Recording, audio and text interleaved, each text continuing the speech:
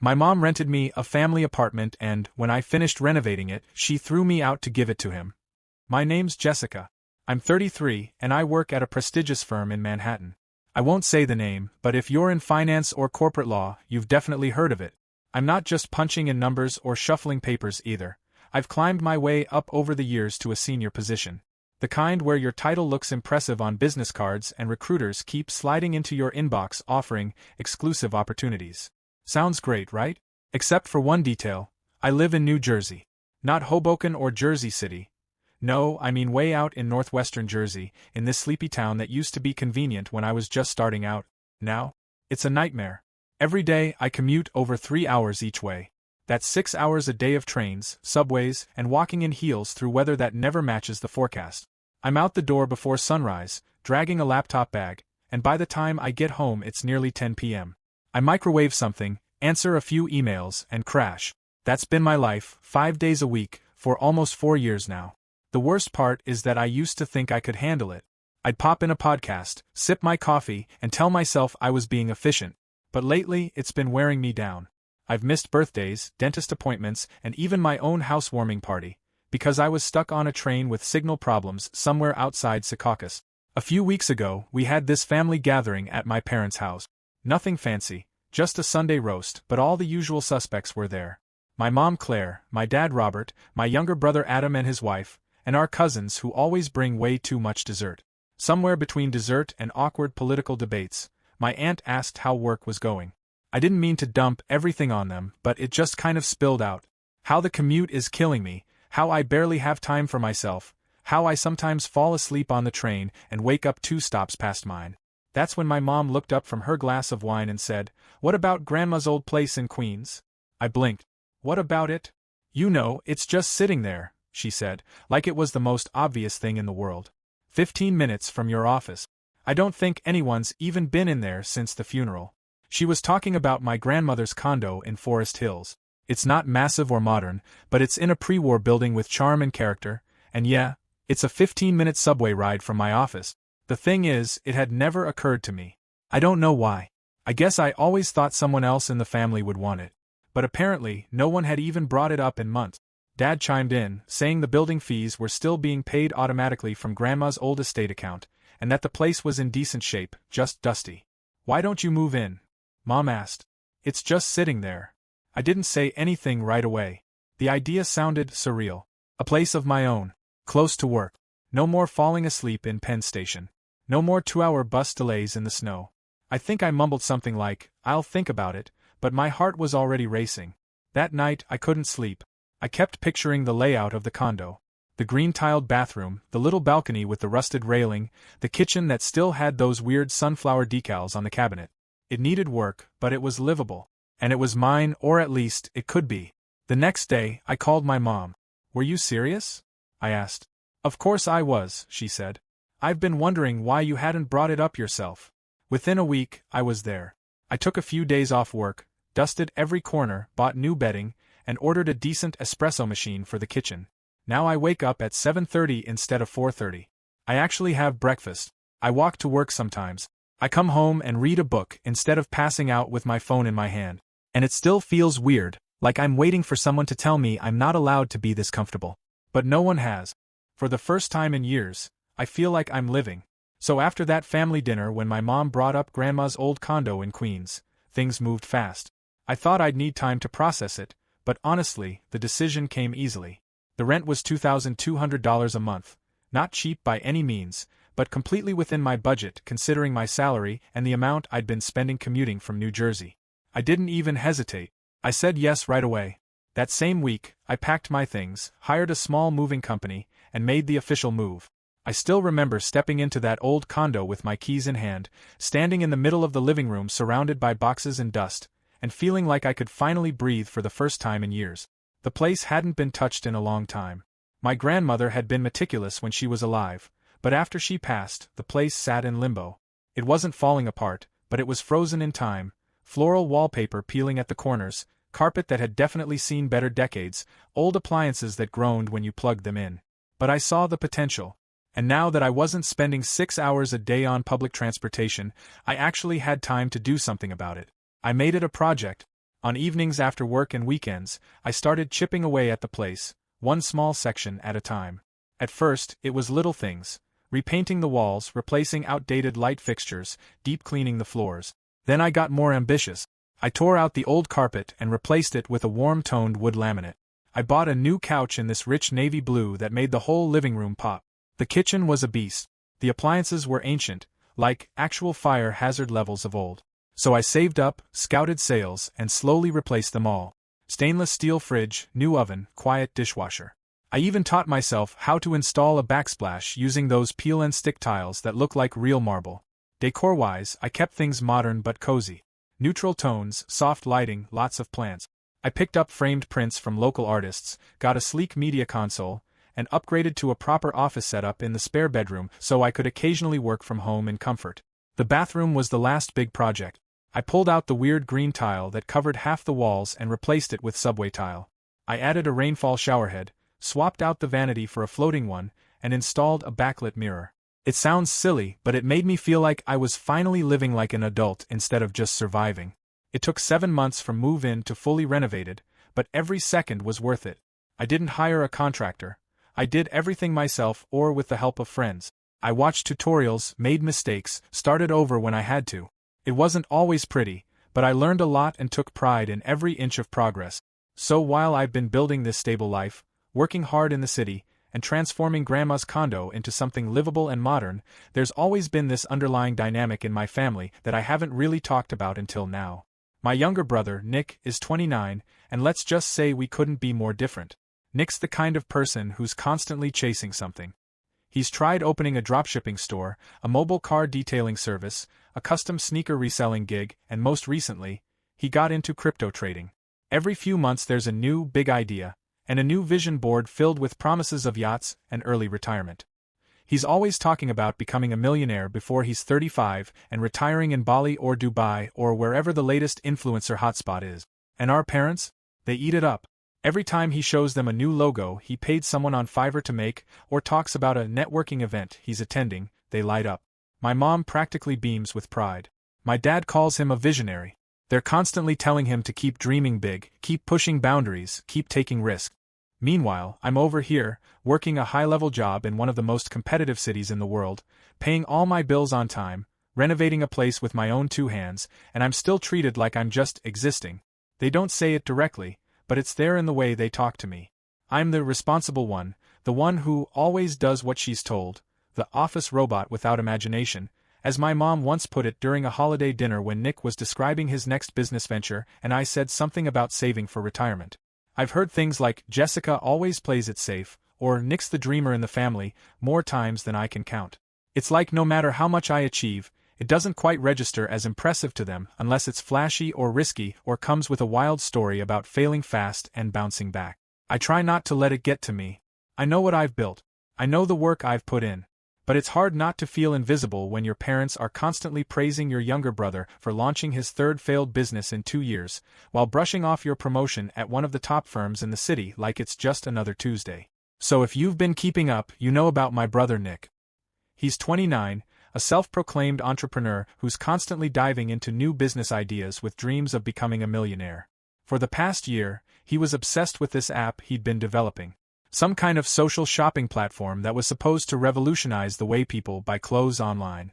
I didn't fully understand it, and to be honest, I didn't try that hard to. I've learned that anything Nick touches comes with a shelf life of about 6 months, give or take. But this time, he went all in. He quit his part-time consulting job, dumped all his savings into the app's development, hired a few freelance developers, and convinced our parents to invest. They were thrilled, of course. My mom said it was finally his big break. And my dad kept telling people at dinner parties that Nick was on the brink of disrupting an industry. Then a major retail tech company launched something nearly identical, and that was the end of it. The investors pulled out. The app's website went dark. Nick's development team ghosted him. His bank account dropped to nearly zero overnight. And Amanda, his wife, who had been filming TikToks about their startup journey every day, suddenly went radio silent. What happened next honestly still shocks me. My parents, who are both nearing retirement age, walked into a bank and took out a loan. Not just a small favor to help you stay afloat kind of loan, but over $100,000. When I found out, I felt like the floor dropped out from under me. That kind of money isn't just a casual show of support, it's financial suicide at their age. But they were all in, still convinced that Nick just needed time to pivot. I didn't say anything. I wanted to. I wanted to scream, actually. But I've learned that voicing any concern about Nick gets me labeled as negative or unsupportive. So I kept my mouth shut. I went back to my apartment in Queens, which I just finished renovating, and tried to focus on work. 3 weeks later, I came home from a long day at the office, kicked off my heels, and opened a bottle of wine. I had just sat down when I got a text from Amanda.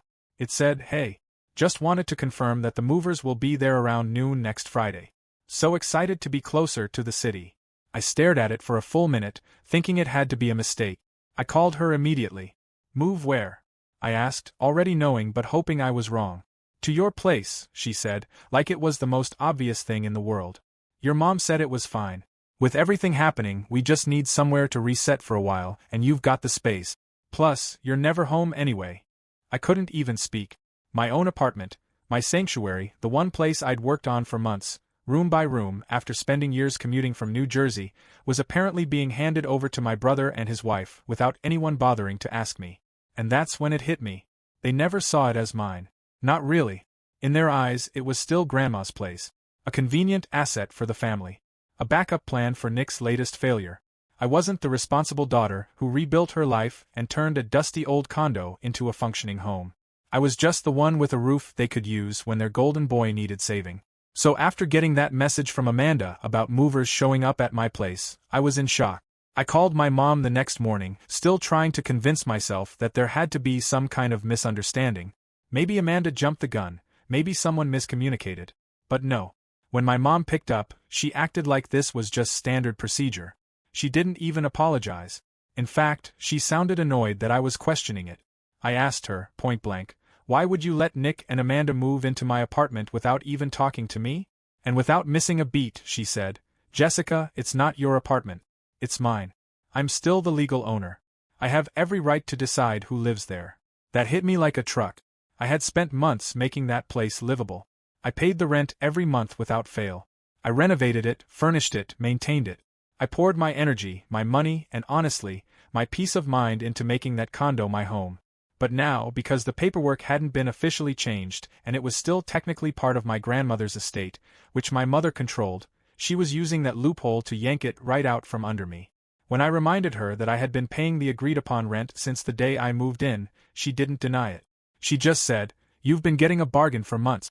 That place could rent for 3 times what you've been paying." And then she said it. The line I'll never forget. "If you want to stay, the new rent is $6,600 a month, starting immediately. Or you can vacate within 10 days. Your choice." I had to sit down. I honestly thought I was going to be sick. $6,600. That's not rent. That's extortion. I asked her if this was really about money, or just about bailing Nick out yet again. She didn't even answer. She said, "I'm tired of your attitude, Jessica. You think, just because you have a good job and some new furniture, that the world revolves around you. But your brother needs support right now, and you've never lifted a finger to help him." I couldn't believe what I was hearing. I reminded her that I'd never missed a payment, never asked for anything, and had handled the renovations on my own time and dime. And all she said was, "Then consider that your contribution to the family." 10 days. That's what she gave me. Pack up and get out, or suddenly come up with more than 3 times my current rent. Also my brother, the family favorite who just ran another business into the ground, could land softly while I got tossed aside like I didn't matter. After that phone call with my mother, the one where she told me to either cough up $6,600 a month or vacate my apartment in 10 days, I didn't cry, I didn't argue, I didn't beg. I got to work. 12 hours later, I had a new place. No exaggeration. I stayed up all night scrolling listings, sending emails, and making calls. By 8 in the morning, I had 2 showings lined up. By 10:30, I was standing inside a loft in Brooklyn that had just hit the market that morning. Exposed brick, high ceilings, huge windows. Not exactly my previous place's pre-war charm, but something about it felt right. The rent was $3,500 a month. Higher than what I had been paying before, but miles below the ridiculous demand my mother had thrown at me. I called the leasing agent from the street corner, signed the contract digitally within the hour, wired the deposit, and scheduled a moving crew before lunch. I didn't waste time. I wasn't going to give them the satisfaction of seeing me scramble. I hired professionals and booked them for that same afternoon. And when I say I took everything, I mean everything. I ripped down the curtains I'd hand-sewn. I packed the dishware I had carefully chosen one piece at a time. I unscrewed every light fixture I had replaced. And yes, I even removed the built-in wardrobe I had commissioned and paid for out of pocket. It had been custom-built into the bedroom alcove, perfectly fitted to the dimensions, and bolted to the wall. I didn't care. I hired someone to detach it, load it into the truck, and bring it with me. By nightfall, the apartment was stripped bare. You wouldn't have known anyone had lived there. The walls were empty. The floors were cleared. No artwork, no furniture, not a single trace of my presence. Just dust in the corners and a couple of holes where my floating shelves used to be. I left the keys in the envelope, taped it to the inside of the now-empty kitchen cabinet, and walked out without looking back. So I'd been in my new loft in Brooklyn for a little over a month. Things were finally starting to settle. I had unpacked, reorganized, and even started enjoying my weekends again. I'd finally stopped flinching every time my phone buzzed, thinking it might be another ridiculous demand from my family. Then, out of nowhere, my mother called. I stared at her name on the screen for a minute before answering, half curious, half dreading whatever she was going to say. The tone of her voice was flat, like she was reading off a grocery list. "Jessica, I've been looking at the bank account," she said. "It's been 5 weeks. Why haven't you sent over the rent?" At first, I thought she was joking. I actually laughed, thinking maybe she was trying to be sarcastic. But no. She was serious. Completely, disturbingly serious. I said, "Because I don't live there anymore." She responded without missing a beat. "Yes, but you were paying $2,200 a month before. That rent didn't just disappear. Your brother can't pay it right now, and someone needs to cover the cost." It was so absurd I had to sit down. "You kicked me out," I reminded her. "You gave me 10 days to vacate. You tried to raise the rent by over $4,000 and told me I didn't have a choice." Her voice sharpened. "Jessica, don't be dramatic. No one kicked you out. We gave you an option. And besides, the apartment is still being used by family. I thought you cared about supporting your brother." I couldn't believe what I was hearing. Not only had they pushed me out of my own home, but now they expected me to keep footing the bill so Nick and Amanda could live there for free. As if the work I had put into that place didn't matter. As if the time, money, and stress I poured into making it livable had just been a temporary favor they were now continuing without me. I asked her, "So let me get this straight. You want me to pay rent for an apartment I don't live in, because Nick can't afford it?" She didn't hesitate. "It's a family responsibility, Jessica. We assumed you would continue helping until he gets back on his feet. That's what family does." No apology. No acknowledgement of what they had done. Just a cold, matter-of-fact expectation that I would keep sacrificing so Nick could live comfortably in the space I had created and been forced to leave behind. After that absurd phone call with my mother, where she seriously expected me to keep paying rent on the apartment I was thrown out of, I spent a full day just pacing my loft in Brooklyn, trying to wrap my head around how delusional they had become. I was angry, sure, but more than anything, I was done. Done being treated like a backup plan. Done being expected to carry everyone else's mess while being called selfish for even asking questions. So I made a decision. I called my parents and asked for a meeting. Not a screaming match, not a guilt trip over the phone.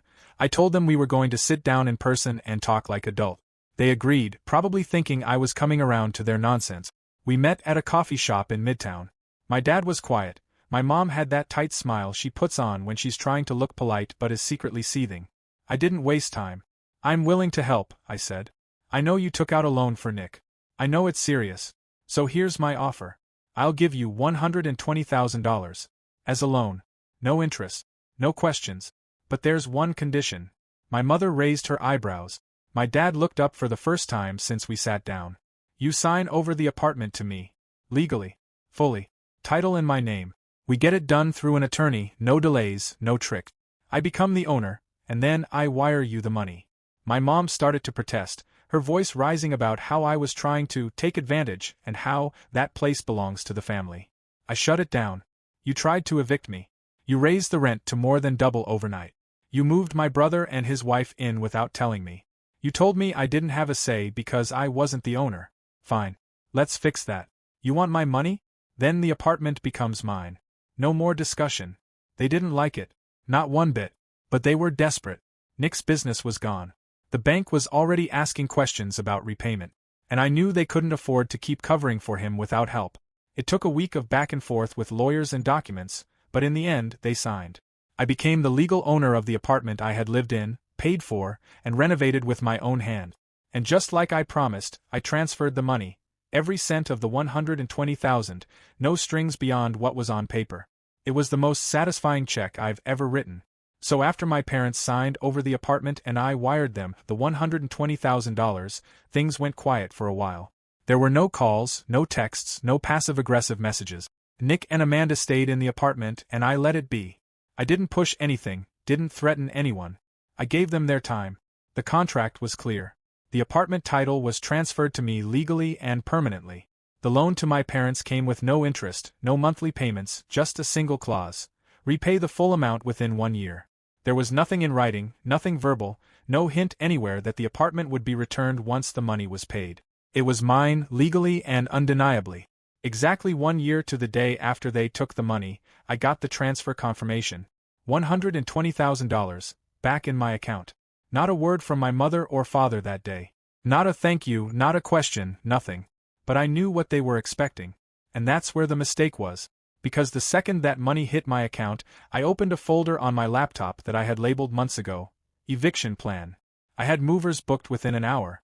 The next morning, a professional team arrived at the apartment with instructions, a detailed inventory list, and the new destination address. My parents' garage. Not their living room, not a rental unit, not another apartment, the garage. Nick and Amanda weren't even home when it happened. I arranged for everything to be packed with care, labeled, and secured. Furniture, clothes, electronics, kitchenware, all of it loaded into trucks and dropped neatly at my parents' property. The movers even took pictures of the delivery, time-stamped and organized by room. Once everything was cleared, I had the locks changed that same afternoon. I left no note, no message. I didn't owe one. About 3 hours later, my phone started lighting up. First Amanda, then Nick, then my mom. Angry voicemails, screaming voicemails, texts in all caps. How could you do this? You said you were helping the family. This is beyond cruel. I didn't respond. Eventually, my dad called. Not yelling. Just quiet. You knew we thought we'd get it back, he said. I told him exactly what I had told them all at the start. If they wanted help, they would have to give something in return. And they did. The title was signed.